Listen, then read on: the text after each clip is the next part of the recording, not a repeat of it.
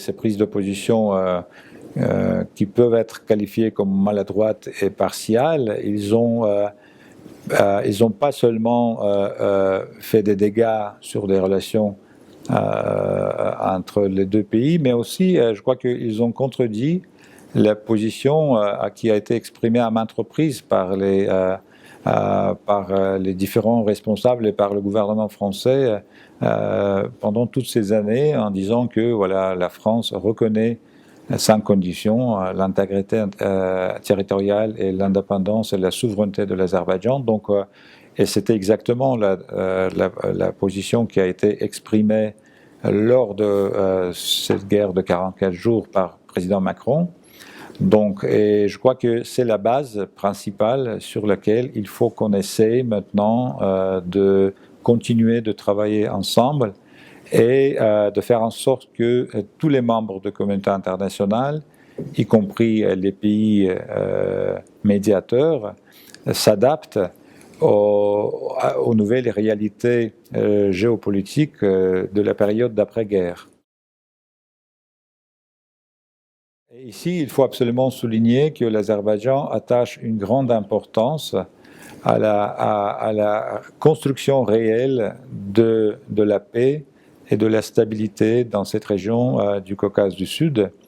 par le biais de la normalisation des relations entre l'Azerbaïdjan et l'Arménie. Le président d'Azerbaïdjan, M. Ilham Aliyev, avait déjà proposé à ses interlocuteurs de l'Arménie de commencer le travail sur l'élaboration de la traité bilatéral de la paix avec l'Arménie, qui va créer la base juridique pour les relations diplomatiques entre les deux pays et qui va réaffirmer le respect mutuel de deux pays vers l'intégrité territoriale, vers la souveraineté et l'intangibilité des frontières de deux États. Donc, en ce qui concerne la population d'origine arménienne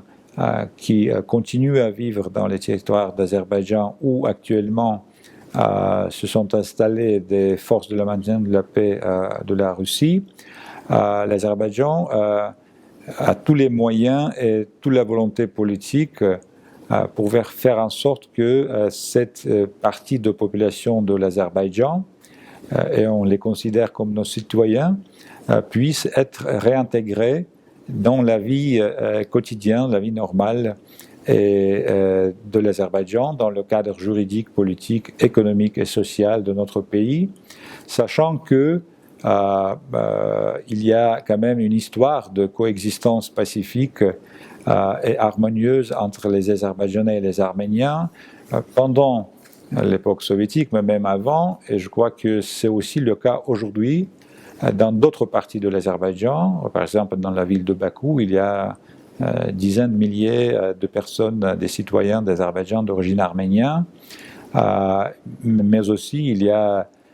des cas dans des pays tiers, par exemple en Géorgie, où vous avez les Géorgiens, les Arméniens et les Azerbaïdjanais, les citoyens de la Géorgie qui coexistent ensemble pacifiquement en pleine harmonie et en paix.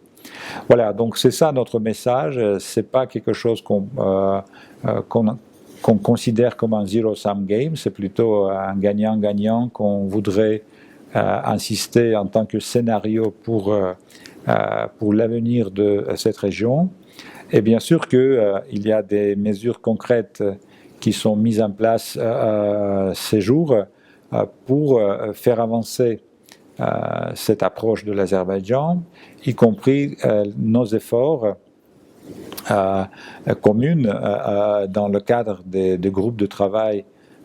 dirigés par le vice-premier ministre des trois pays,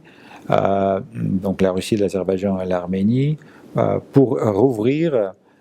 toutes les voies de communication qui sont restées bloquées depuis 30 ans, qui va permettre bien sûr d'améliorer la connectivité entre les trois pays, mais aussi ça va ouvrir des perspectives énormes pour la coopération régionale économique, et aussi ça va contribuer à la à la création ou renforcement donc de confiance entre les Azerbaïdjanais et les Arméniens. Dans ce cadre, on peut aussi envisager la continuation des contacts entre l'Arménie et l'Azerbaïdjan sur la délimitation et ensuite la démarcation de notre frontière entre les deux États. Je crois que dans ce sens, il y a aussi des contacts qui sont en train de se faire. Et bien sûr que tous ces efforts, ils visent à améliorer l'ambiance générale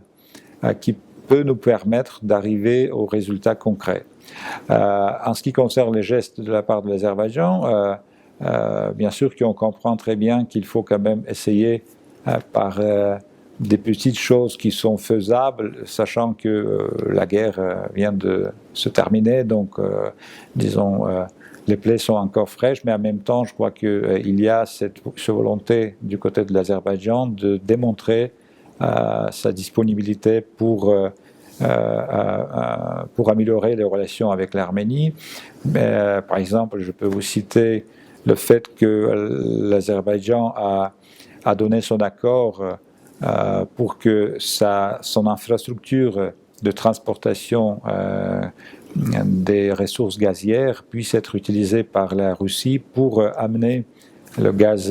naturel à l'Arménie. Après, l'Azerbaïdjan, bien sûr, a donné son accord dans le cadre des accords tripartites d'utiliser une partie de ce territoire qui s'appelle le corridor de Lachin pour des raisons humanitaires, pour que la population civile arménienne touchée par la guerre puisse rentrer chez eux, mais aussi pour la livraison des aides humanitaires à cette population. Donc, également, Azerbaïdjan ne crée aucun problème pour donc les contacts et les voies de communication entre les villes de l'Arménie, passant par un petit morceau de territoire azerbaïdjanais. Je parle de la route entre des villes arméniennes de Goris et Kafan. Donc je crois qu'il y a pas mal de gestes de notre part qui montrent que nous sommes sérieux pour tourner la page d'hostilité, d'animosité avec l'Arménie et d'essayer d'établir et de normaliser les bonnes relations, les relations de bon voisinage qui vont profiter finalement à tout le monde. Et pas seulement l'Azerbaïdjan et l'Arménie, mais aussi d'autres pays de région, parce que je crois que l'amélioration des relations entre l'Azerbaïdjan et l'Arménie peut après nous amener à la normalisation des relations entre l'Arménie et la Turquie, par exemple, mais aussi ça va permettre de renforcer des liens de coopération et de connectivité de l'Arménie avec ses voisins russes et iraniens, par exemple. Je crois que tous ces efforts, ils peuvent nous permettre à transformer cette région géographique de Caucase du Sud dans une région politique qui peut être caractérisée par l'esprit de bon voisinage, de coopération et de l'amitié.